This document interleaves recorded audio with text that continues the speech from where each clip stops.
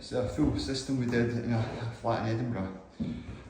It's K3 radiators throughout in some main rooms. So we do have two 7x5 K3s here, but they come off for decorating, and a 6x3 K3, so a 3x1000 K3 at the back.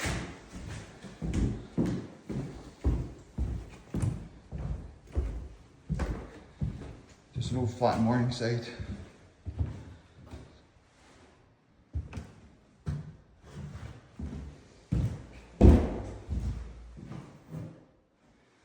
So it's all piped up in MLCP pipe with copper tails.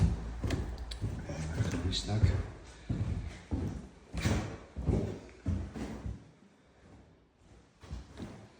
And then as we come through the boiler, so we've got, let me see, 28mm gas pipe coming up to just coming through the floor that changes to 22.